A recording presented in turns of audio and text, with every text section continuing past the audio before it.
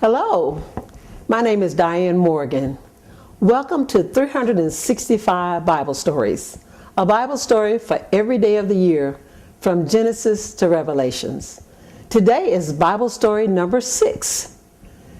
If you've tuned in to Bible story number 5, you know that Adam and Eve have been cast out of the Garden of Eden, and a guard has been posted there by God with a flaming sword. So in today's story, Adam and Eve are still out of the garden. The guard is still there posted. Even to this day, that guard is still there because man was turned out of the garden to never ever return.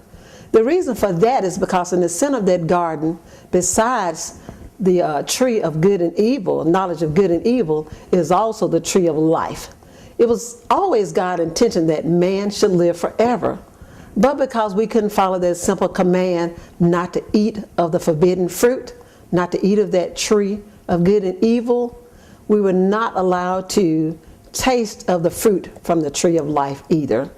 So now that Adam and Eve have been out on their own, they built a home, and Adam and Eve came together as man and wife. And Eve did have the labor pains that God told her about, but out of that labor pain came something wonderful. She bore a man-child, and they named him Cain. Even to this day, having a man-child seems to be very special because it's the man-child that carries the seed. So for Eve to bear a man-child, it was extremely special and heartwarming to Adam. Although they had been sinned and cast out of the Garden of Eden, God still showed great favor and love toward them, even as He does for us today. We do things that are wrong. We still do things that are wrong, but God yet loves us. He still shows us great favor and great mercy. We don't know how much time passed from the time they were cast out of the Garden of Eden until the time that Eve bore Cain. But we do know that she had a son. And some time passed, and she bore another son, and she named him Abel. It seems that Adam and Eve told their children about God.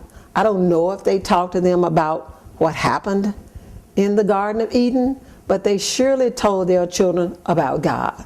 The reason we know that is because as they became older, Adam took them out and taught them how to work. Cain became the same type of worker that Adam was. He worked in the field, he tilled the soil, he raised vegetable, fruit, berries, things of that nature. Abel became a shepherd, and he raised animals. He kept watch over the flock. So God required them to give a perfect offering. And here's where things turned, and an even greater sin came into the world. On the day they were to take their offering before the Lord, Cain didn't bring his best offering. He didn't pick the freshest fruit and the greatest berries and the greatest vegetables and the best nuts. He took God what he thought was okay and a suitable offering. But Abel brought him the best sheep, the firstborn. He brought him a sheep without spot or wrinkle. And that's what God requires even from us today, to give him our best. And for whatever reason, Cain thought he could fool God. But know that God is not mocked. God is not fooled. When we don't give him our best, he knows it. And he called them on it. And Cain had nerves enough to get upset because God accepted Abel's more perfect offering and didn't accept his. So they left from the presence of God and went back to their work. But Cain, being sly and sneaky, called Abel off and said, let's go for a walk, brother. And took him off to a place out of the presence of their mother and father. And he slew Abel, murdered his brother, and thought he could get away with it.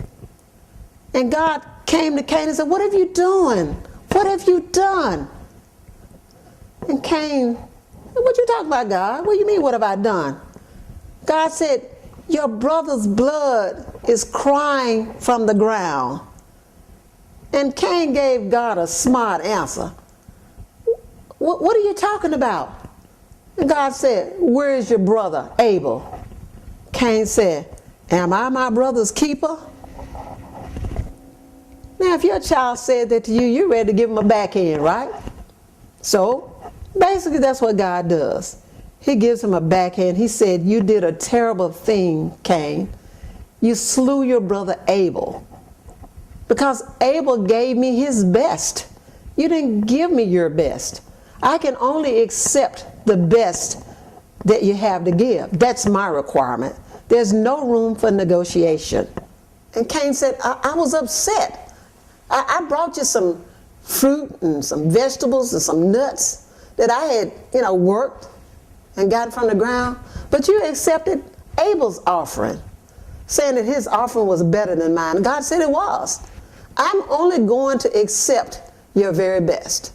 And that's what God requires from us today, our very best. So don't give God less than your best. Don't give him imperfect, blemished service. Give him the very best service that you have, and God will reward you for that. But know that when you do things contrary to what God has told you to do, a punishment will occur. So Cain has to be punished. So God told him, well, Cain, I'm going to banish you from this land with your mother and father. You're going to a far away land. And when you get there, you're going to have to work even harder, because that land is going to be dry and barren. You'll have to make do with what you have.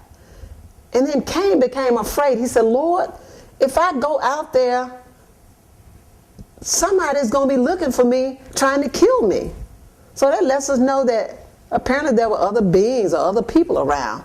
And God said, no, if anybody kills you, there will be a bounty on their head. So God had mercy even then on Cain, although he had murdered his brother, because his brother gave the more perfect gift than Cain had given. And sometimes we're like that these days. A jealous spirit would enter our hearts because we feel like God has blessed someone more than us. And we'll seek to take either things from our brother and sister, or we'll take their very life. We need to be very careful how we deal with God. As it's said, we don't need to play God short. God is not marked. So we need to appreciate God, because even though Cain slew Abel, God yet had mercy on Cain, because God could easily have taken Cain's life, but he did not. And as we go along, we will see that God did bless Cain.